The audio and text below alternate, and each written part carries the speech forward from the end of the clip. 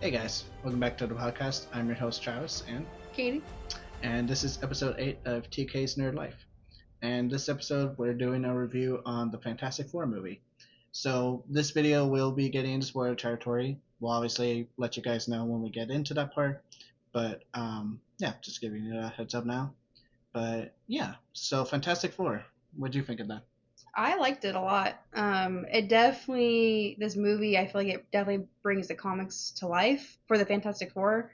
I liked how just like the story, I feel like it was a beat. I feel like the story was like a beat, you know what I'm saying? Mm-hmm. Like it wasn't, they didn't like linger too much on the, like the story. It kept going, which was nice because there's sometimes they'll linger on something Right, and like it makes they it too long. like they put what do you call it, like Oh. a B plot there to take away from the A hmm plot, and it's like It was just enough. Like it was just enough story, and it was to me. I feel like it was like perfect as far as that. I do wish there was more action, yeah. than what it was. But at the same time, that's the Fantastic Four too. Hmm. But I like more action. That's always how I've been. Yeah, So I mean, I yeah, mean literally some of my favorite movies are action movies, so but I yeah. mean yeah, I would agree. I think overall it was a really good story, and I think for me I like how this movie, like, I like two things. One, it felt like when I was watching the 2000s original Mhm. Fantastic Four, like it gave me that same sort of like energy and like Yeah. same enjoyment. So Not the I 2015. don't even mention that one. That one doesn't exist. Making sure Yeah, 2015 doesn't exist. yeah, not the movie, the year. The movie, the movie. I mean, not the year. Yeah, the movie doesn't exist, not the year. That's what I meant. But anyway, so yeah, I would say I liked it for that, but also because I like how this one doesn't really require you to watch any other MCU movies to understand. Mhm. Like it's kind of its own standalone thing, and Right. it's like I like that for the fact that it feels like it's kind of like the reset that people have been talking about with Mhm. Marvel. Like it's the new chapter that's going to lead into Doomsday and the Secret Wars, and that for me I really like because Mhm. I think it did a great job to do that, and it's going to be more interesting to see, like, especially where it all goes from here, because I think this is definitely a good start for everything, and I'm looking forward to seeing what we get from that. Oh, totally.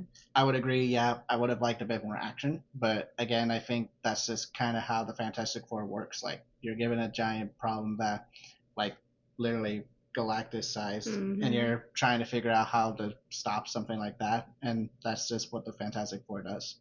So I think it worked out really well. Um, Overall, I think I give the movie an 8 out of 10 because, again, I wish it had a little bit more action, but overall, I really like the story. I think the plot of it was done very well, and it worked at a really good pacing. And yeah, overall, I personally would go see it again, and Yep. I did. I went and saw it Yeah. again with my I only brother. saw it once. He saw it twice with Yeah, his one with us. So yeah, and me, then and then my brother. your brother. I was like, how did I say that? Yeah, So my I don't brother know. wanted to see it, Oh and my I gosh. already seen it, but and Mhm. he knew, but I didn't spoil it for him. I went and watched it with him Not again, this time. and I enjoyed it the second time, so it worked out for me. What about you? What would you give it I out of would 10? I would say nine out of 10. Still, same thing with just the action. I wish there was more, but no, I really enjoyed it, and I think it definitely it's just the start with the Fantastic Four, which I'm really, like I said, I can't wait to see what else they have. So, but yeah. Yeah. Well, so from this point on, we're going to be getting into spoiler territory. So if that's not something you want to hear, feel free to click off the video now. But we will give you guys a few seconds, and then we will be getting into spoiler territory. All right. Now that we've given you some time, now we're going to get into some spoiler territory. So honestly, I think the biggest one to talk about is the beginning part of the movie with Mhm. a lot of the mentions they did of some of the comic book villains. Right. Like I think the biggest one for me I was a big fan of was the mention in showing them fighting Giganto. Yeah, That that was was cool. that was really cool for me. And the fact that they did like the actual comic cover was That awesome. was I love dope. that so I love much. that. And then the other ones I know they were mentioning it was Diablo. that That right? Diablo, yeah. Yeah, I said that right. Okay. The Wizard and Puppet Master. Hmm. And then also, I mean, I know we saw the red apes, which was cool. Right. But then they mentioned They the mentioned Red Ghost. They Red didn't Ghost, show him yeah. in this one because they cut him out for whatever reason. Yeah, and then it was cool also seeing Mole Man, which Hmm. that was awesome because I feel like he's such a underrated character, and it was cool them like actually bringing him to life in this. Well, and it was cool too how like he later became part of the plot Mm-hmm. where they used him to help with the when Galactus showed up. Like they had him help evacuate the people in New York. Which was really cool. Hmm. And they talked about like the Mad Thinker, which was really awesome. And yeah, I mean, it was cool to see in like them bringing up different villains that we have never really seen in like live action. Just like not like even though some of them weren't we didn't see them, but they actually talked about them, which was cool. So I actually really appreciated that, because Well, I liked how they did it too, where they made it part of the intro where they were explaining their origins, but like they didn't do like the whole movie explaining how they got their powers. Like they did it in a snippet of like how they got their powers right. and showing them fight these people and like mentioning it, which I thought fit really well. I think that was a great way they could have done that. Yeah, rather than going from all the way from the beginning of how they got their powers, they like at least like snipped it. Should we at least for it to be seen of what happened was awesome. You know, so I think how they did it, went about it was awesome. Yeah, and then of course we gotta talk about the biggest one. Yes, Doctor Doom. Mm-hmm. Oh my gosh, I'm Dude. excited. Like, okay, I'm not gonna lie, I didn't know if they actually were gonna show Doom in this, but holy crap, I was mind blown when I saw that clip. Cause I had a feeling they were going to bring Doctor Doom like in this one, just because Fantastic Four, like it makes so much sense, especially with Doomsday coming next year.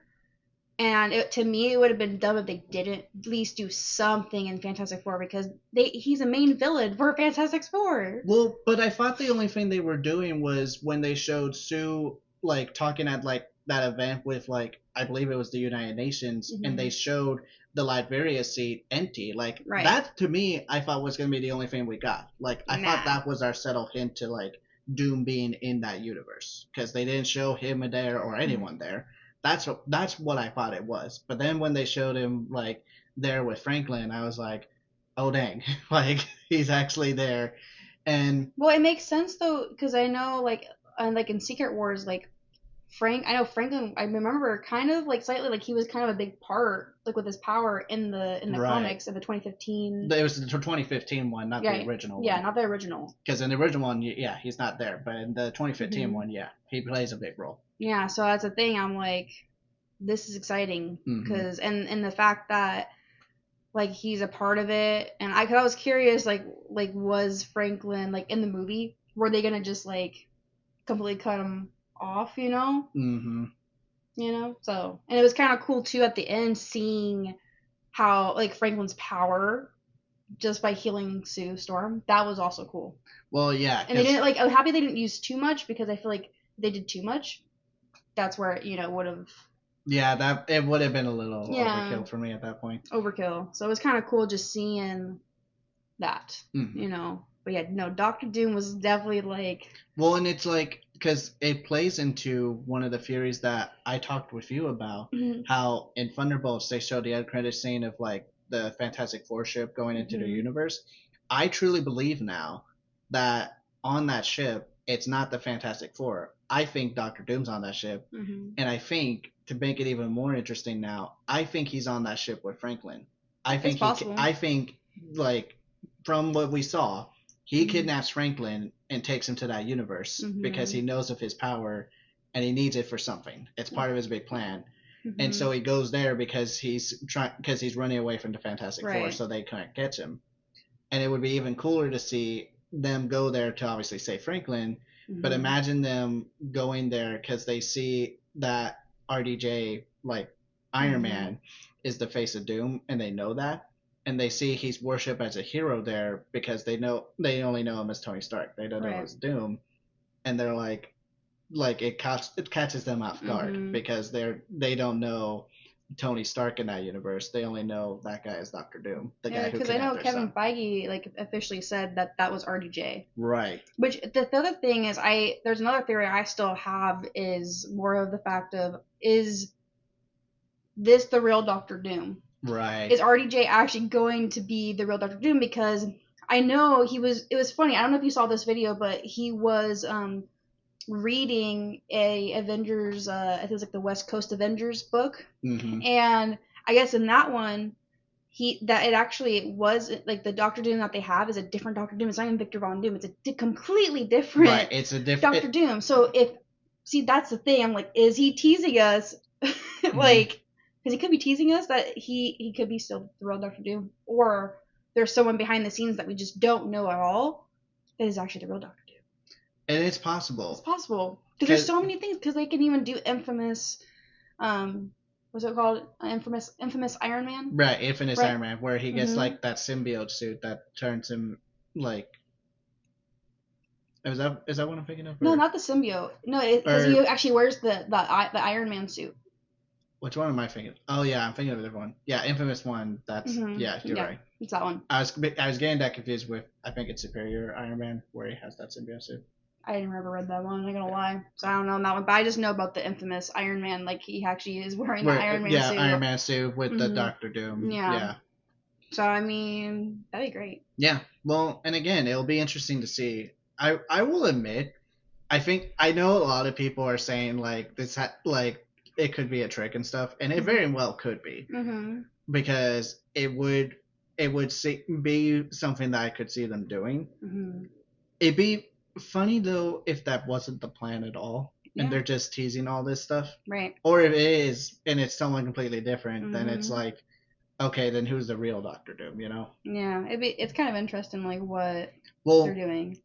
You know, what would be even funnier is if they do the reveal of the real Doctor Doom in the fashion of when Doctor Doom killed Thanos, where he's there, shows up, and you know how he rips off Thanos' spleen and everything. Imagine if the real Doom came up and did that to RDJ's Doom. That'd be dope. That would be kind of. I really hope they do it. I mean, they might have to make that one rated R though. Well, yeah, because they can't make that PG-13.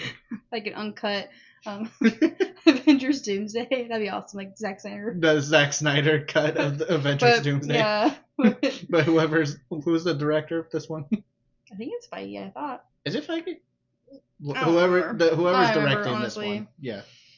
There's so many directors I can't keep track of that right now. But yeah, I mean, it would be cool. I honestly, I'm prepared for either or. And again, I'm not saying the idea of it being Doom and Franklin on that ship is true. I could see it more likely now though, because of how they did that one with Fantastic Four.